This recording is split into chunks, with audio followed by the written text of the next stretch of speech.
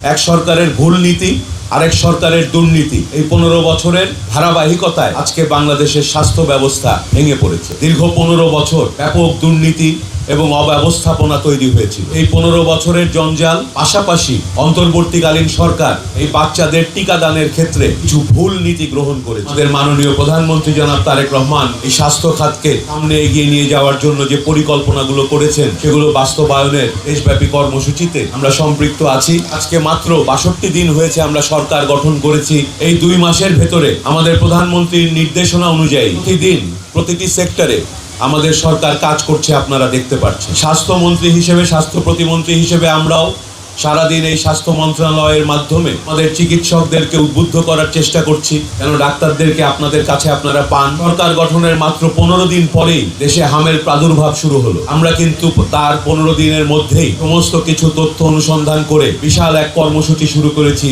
আজকে যে কর্মসূচির তৃতীয় ধাপ উদযাপিত হচ্ছে। এক সরকারের ভুল নীতি আরেক সরকারের দুর্নীতি এই 15 বছরের ধারাবাহিকতায় আজকে বাংলাদেশের স্বাস্থ্য ব্যবস্থা ভেঙে পড়েছে। আমরা যে স্বাস্থ্য ব্যবস্থা হাতে তুলে নিয়েছি সেই স্বাস্থ্য ব্যবস্থায় স্বাস্থ্যকর্মীদের নিরাপত্তার অভাব আছে। আমরা যা পেয়েছি সেখানে ভাঙা হাসপাতালগুলো আমরা দেখেছি, যেখানে মানুষ কোনো পরিবেশ পায় না চিকিৎসা নেওয়ার জন্য। আমরা যে স্বাস্থ্য ব্যবস্থা পেয়েছি সেই স্বাস্থ্য ব্যবস্থায় পুরনো যন্ত্রপাতিগুলো অকেজো হয়ে পড়ে আছে।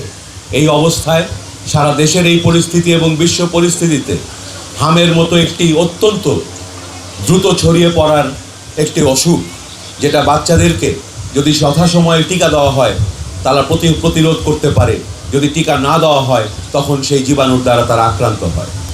আমরা দেখেছি মাত্র 15 দিনের মধ্যে অনেকগুলো শিশু এতে আক্রান্ত হয়েছে। আমরা দ্রুত গতিতে টিকাদানের কর্মসূচি নিয়েছি। টিকাদান সারা দেশব্যাপী করার আগে আমরা সবচেয়ে বেশি যে ঝুঁকিপূর্ণ এলাকাগুলো সেই এলাকাগুলোতে বিগত 5ই এপ্রিল থেকে আমরা টিকাদান করেছি এবং সেখানে প্রায় 10 লক্ষ শিশুকে আমরা টিকা দিতে সক্ষম হয়েছি। এর পাশাপাশি আমরা আরও 5 লাখ শিশুকে টিকা দিয়েছি।